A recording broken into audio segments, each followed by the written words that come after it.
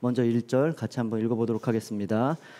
우시아의 손자여 요담의 아들인 유다의 아하스 왕 때 아람의 르신 왕과 르말리아의 아들 이스라엘 베가 왕이 올라와서 예루살렘을 쳤으나 능히 이기지 못합니다. 자, 오늘은 아하스 왕 시대 얘기를 이제 하게 됩니다. 아하스는 여기 보시다시피 우시아의 손자며 요담의 아들입니다. 본문에 나와 있지는 않지만 열왕기나 역대기를 보면 이 아하스는 매우 악한 왕이라고 되어 있습니다. 근데 그 내용을 살펴보면 아주 악한 왕이었습니다. 근데 그 후에 또 이 악한 요시아만큼 악한 왕이라는 므낫세 왕이 또 나오는데요. 므낫세 왕도 요시아 왕과 거의 둘이서 이스라엘 역사 중에 가장 악한 왕이라고 기록되었습니다. 이사야가 선지자로 있던 그 당시까지는 이 아하스가 가장 악한 왕이라고 할 수 있습니다. 아하스는 20세 왕이 돼서 16년간 남유다를 다스렸습니다. 그리 그 16년간이라는 길지 않은 짧은 시간 동안 왕을 하면서도 그 당시 왕들이 할 수 있는 악행이란 악행은 모조리 다 저지르고 말았습니다.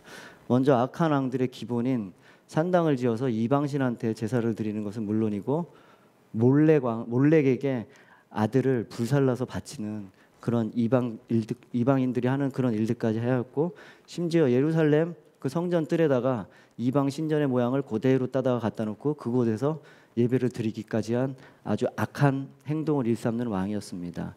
오늘 이야기는 그런 아하스 왕 때 벌어지는 사건에 대해서 이야기하고 있습니다. 그 당시 고대 근동 지방에는 아수르가 세력을 크게 확장하고 있었던 시기입니다. 아수르는 이미 가나안 지방까지 그 세력을 뻗쳐서 가나안 지역에 가나안 지역에 영향력을 두고 있었습니다. 직접 와서 군주로 지배하진 않았지만 그래도 조공을 받는 등 가나안 지방에서 그 영향력을 행사하고 있었는데, 그런 상황에서 북왕조의 베가와 아람의 르신이 동맹을 맺었습니다. 이런 아수르의 세력에 대항하기 위해서 동맹을 맺게 되었습니다. 그런 동맹을 맺은 후에 남유다에게 또 같이 함께 아수르에 대항하자고 동맹을 제안했으나 아하스가 보기엔 아무래도 이런 동맹보다 그냥 아수르에게 조공을 바치면서 그냥 버티고 있는 편이 낫다고 생각을 한 것 같습니다. 그래서 이들의 동맹 제안을 거절하게 되자 이 북이스라엘과 아람이 아수르와 싸우는 대신 일단 남유다부터 어떻게 해보겠다고 그쪽으로 쳐들어왔을 때의 이야기입니다. 그런데 1절을 끝정에 보면 능히 이기지 못하니라 라는 말씀이 되어 있습니다. 보통 전쟁 이야기를 하다 보면 누가 어디로 가서 몇 명의 군사를 데리고 어떤 방법으로 어떻게 해서 누가 이겼다라는 식의 이제 표현이 나와야 되는데, 그런 표현 없이 그냥 간단히 능히 이기지 못하였다, 이 짤막한 언급만을 놔두는 것으로 봐서는 이 전쟁이 있긴 있었고 남유다에게 위협이 되긴 했지만 그리 큰 위협은 아니었다, 별거 아니었다 라는 것을 반증할 수 있습니다. 이어지는 2절 같이 한번 읽어보겠습니다.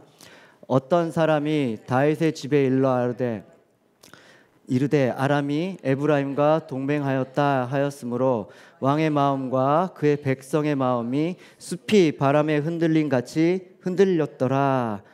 그런데 이렇게 별것도 아닌 아무것도 아니라고 기술하는 이 전쟁에 대해서 아하스와 남유다의 백성들은 우리나라 말로 사시나무 떨듯이 벌벌 떨었다는 것입니다.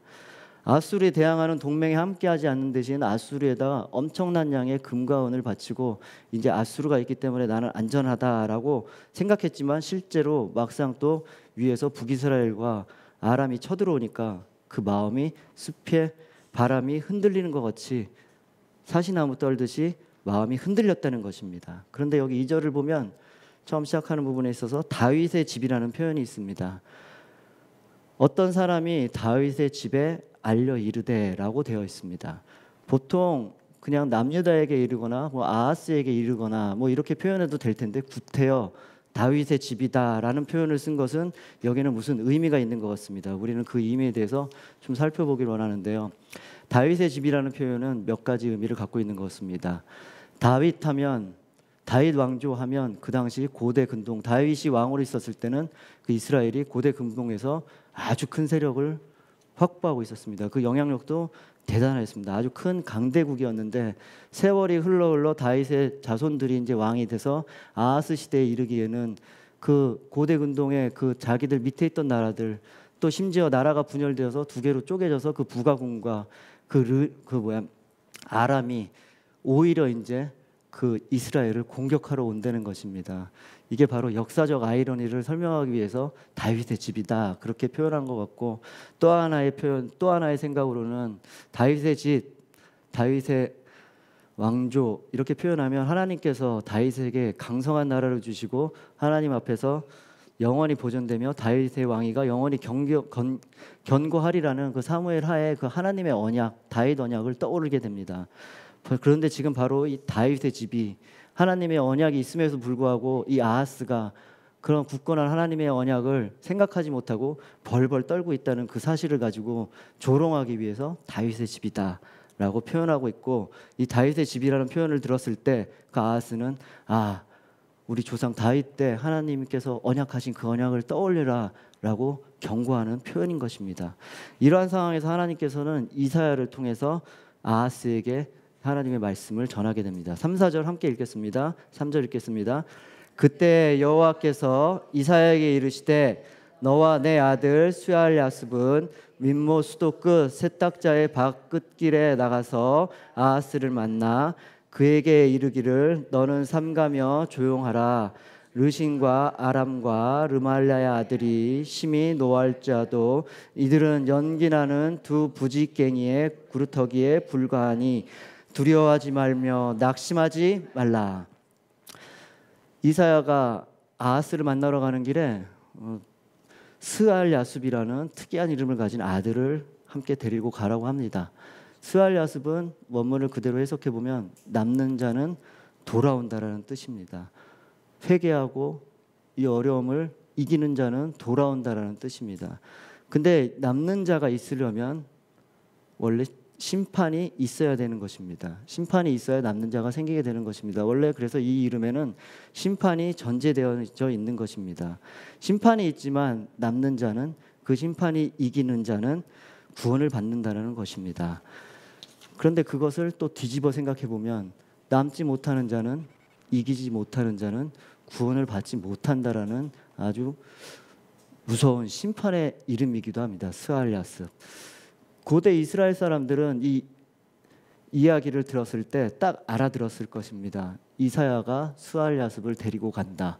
이사야의 뜻은 무엇입니까? 이사야는 여호와께서 구원하시다 그런 뜻입니다. 여호와께서 구원하신다는 이사야가 남는 자는 돌아온다는 스알야습을 데리고 아하스에게 딱 가면, 그 장면을 보면 고대 이스라엘 사람들, 이 성경을 듣던 이스라엘 사람들은 딱 그 의미를 알아들었을 것입니다.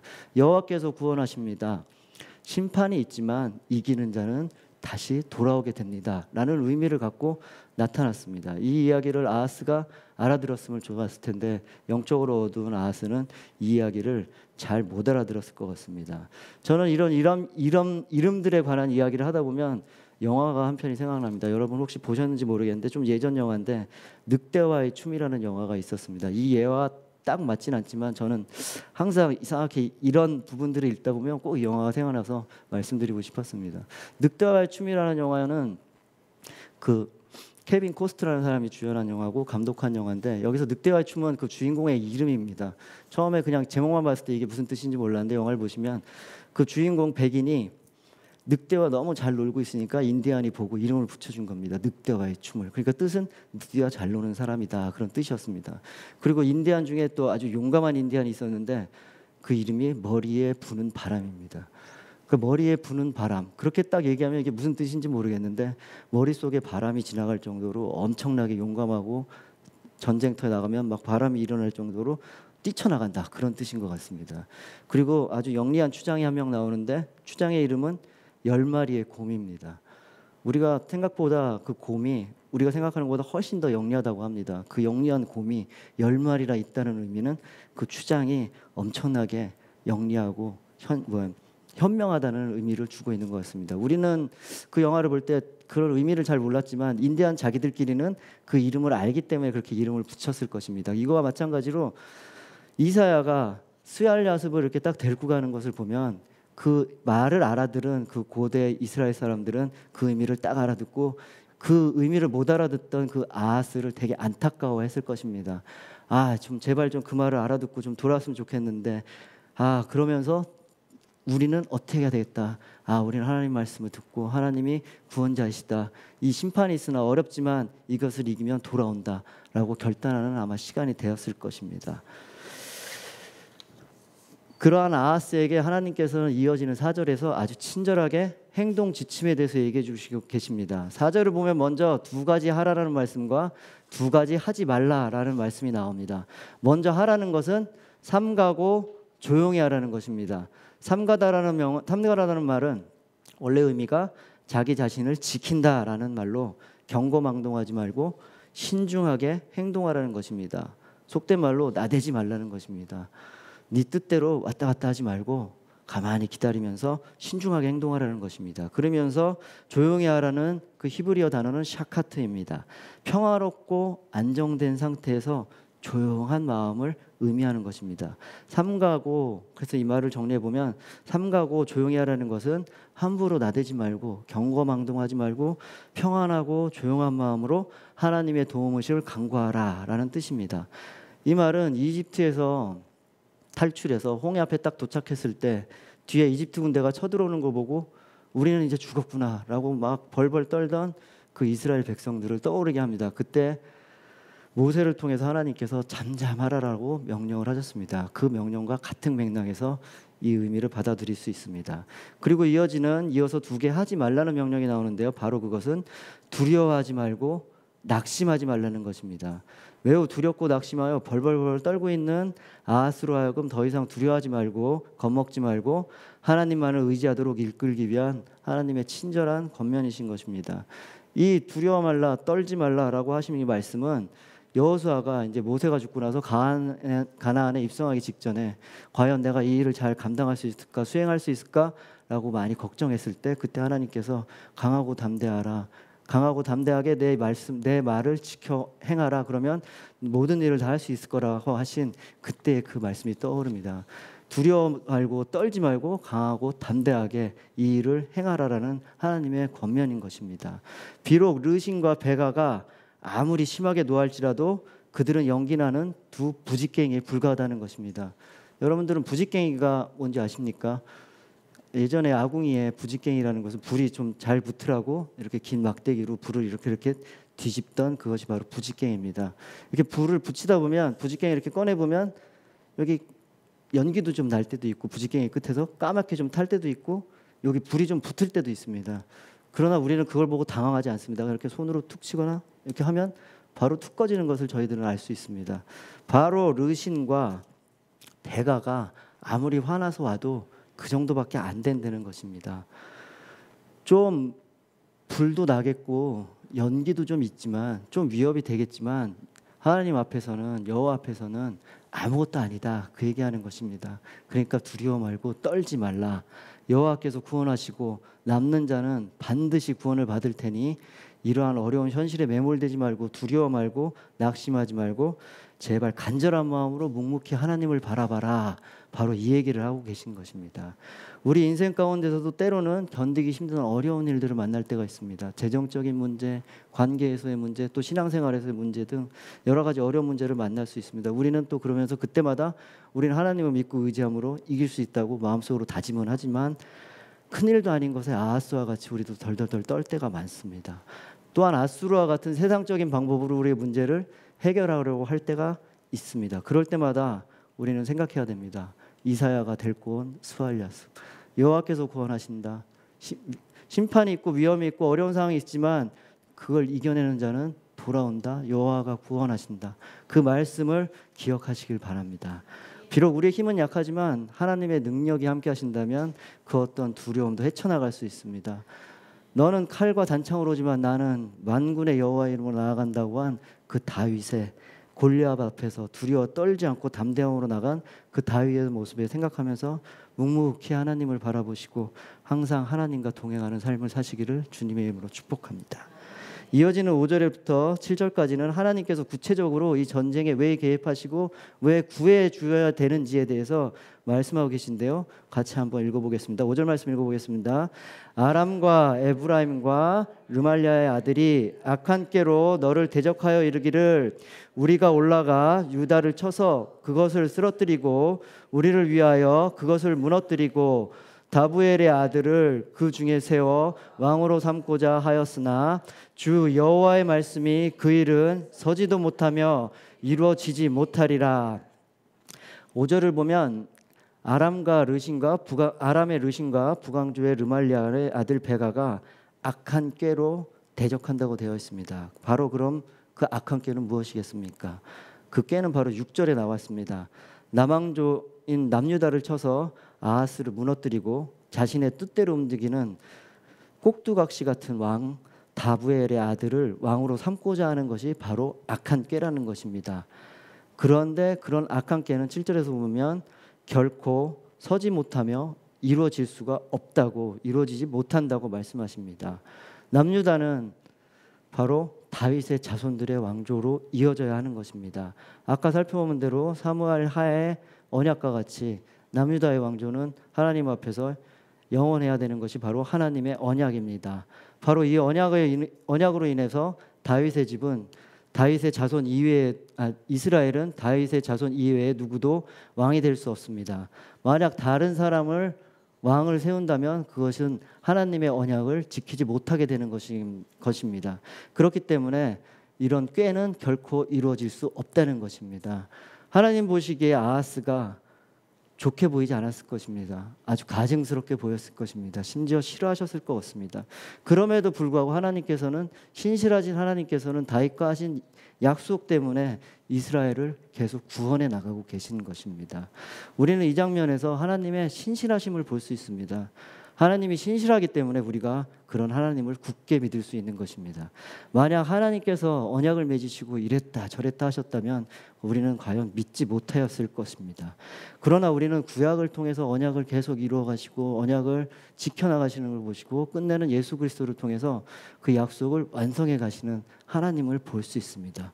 그런 하나님을 우리가 감히, 우리가 잘하고 못하고 우리가 옳고 그름을 떠나서 그런 하나님을 우리가 아버지라고 부를 수 있다는 것이 바로 그것이 은혜이고 축복이고 기적인 것입니다. 제가 초등부를 담당하고 있는데 우리 초등부 아이들이 가장 싫어하는 것은 약속을 안 지키는 것입니다. 아이들과 이렇게 약속을 했다가 너무 바쁜 일이 있거나 급하게 예배 중에 뭐 바쁜 일이 있거나 좀 정신이 팔려서 약속을 안 지키면 아이들 집에 가기 전에 난리 납니다. 그걸 다 기억하고 있다가 왜 안 했냐고 난리가 납니다.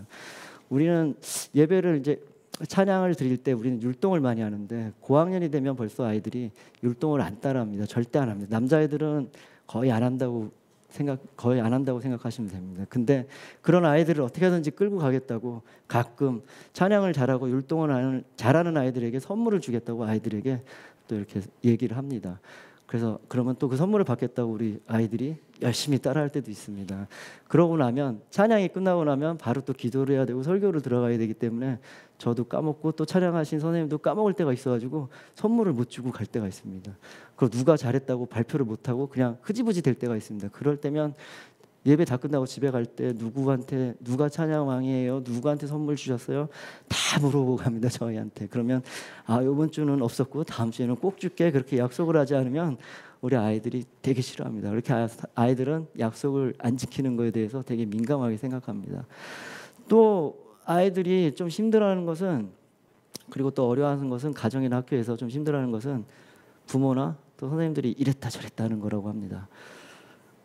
학교에서나 엄마들이 그 자식들의 기분에 따라서 어떨 때는 괜찮다고 했다가 똑같은 일을 했을 때 어떨 때는 아무 말 안 하다가 어떨 때는 되게 심하게 야단치고, 그럴 때 아이들이 되게 헷갈린다고 그럽니다. 헷갈리고 혼란스러워한다고 합니다. 그럼으로써 자꾸 그런 일이 반복되니까 아이들이 엄마나 선생님에 대한 믿음이 깨지고 신뢰관계가 깨지다 보니까 점점 갈등 관계에 있다고 합니다. 그렇습니다. 우리처럼 우리 인간은 자신이 정한 약속과 행동을 완전히 이행할 수 있는 힘이 많이 부족한 사람입니다. 그러나 하나님은 항상 우리를 사랑하시고 치유하시고 공급하시겠다는 약속을 신실하게 지켜나가십니다. 만일 우리의 믿음이 흔들리는 것이 발견된다면 하나님의 신실하심을 신뢰하고 그 안에 거하시기를 바랍니다. 하나님은 절대로 실패하지 않으시며 말씀을 통해 약속하신 대로 그대로 행하실 것입니다. 이어지는 오늘 말씀 결론에 해당하는 8절 9절 말씀 함께 읽어보도록 하겠습니다. 대저 아람의 머리는 다메섹이요 다메섹의 머리는 르신이며 65년 내에 에브라임이 패망하여 다시는 나라를 이루지 못할 것이며 에브라임의 머리는 사마리아요 사마리아의 머리는 르말리아의 아들이니리.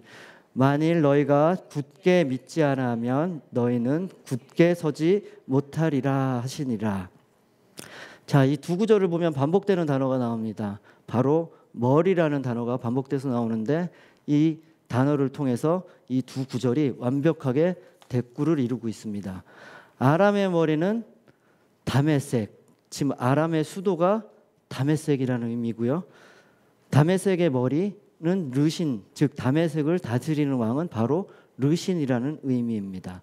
구절을 보면 이와 똑같이 에브라임의 머리, 즉 에브라임의 수도는 사마리아고 사마리아의 머리, 사마리아를 다스리고 통치하는 자는 르말리아의 아들 베가라는 의미입니다. 그런데 이 완벽한 대꾸를 이루는 두 구절 사이에는 하나님께서 정작 하고 싶으신 말씀은 숨겨져 있습니다. 때로는 성경에서는 이런 식으로 하고 싶으신 얘기를 숨겨놓고 다른 얘기를 통해서 그 이야기를 부각시키는 구절들이 꽤 많습니다. 이렇게 지금 숨겨져 있는 구절을 한번 찾아보려고 하는데요. 이거와 똑같은 대꾸를 이뤄서 한번 찾아보겠습니다. 그러면 남유다의 머리는, 남유다의 수도는 바로 예루살렘이고 예루살렘의 머리는, 예루살렘을 다스리는 자는 아하스가 아니라 바로 하나님이시다. 나 여호와다. 바로 이 말씀을 하기 위해서 앞에 두 나라 이야기들을 하고 계신 것입니다. 그러므로 예루살렘의 머리신 하나님의 언약 그리고 하나님의 신실하심을 굳게 믿지 않으면 굳게 설 수 없다는 것입니다. 어떠한 위기 상황에서도 하나님을 굳게 믿으면 굳게 설 수 있는 것입니다. 믿음은 바로 하나님을 신뢰하는 것입니다. 하나님을 신뢰하지 못하면 지금 겪고 있는 현실의 어려움에 매몰되고 마는 것입니다. 세상의 논리에 빠지게 되면 눈에 보이는 방법으로 하나님이 원하시는 방법이 아닌 다른 길로 가게 됩니다. 이러한 이유 때문에 보이는 현상에 전전긍긍하는 아하스에게 이사야 선지자가 굳은 믿음을 강조하고 있는 것입니다. 하나님을 신뢰하는 것은 보이지 않는 현상에서 보이는 현상에서 눈을 들어 보이지 않는 하나님을 바라본다는 것입니다. 지금 이 시간 어떠한 어려움을 겪고 있을지라도 스알야습, 심판은 있겠지만 이기는 자는, 남는 자는, 견뎌내는 자는, 하나님을 신뢰하는 자는 반드시 돌아온다는 신실하신 하나님의 약속을 바라봄으로써 굳게 믿고 굳게 서는 저와 여러분이 되시기를 주님의 이름으로 축복합니다. 아멘. 제가 기도하겠습니다. 하나님 아버지, 그렇습니다.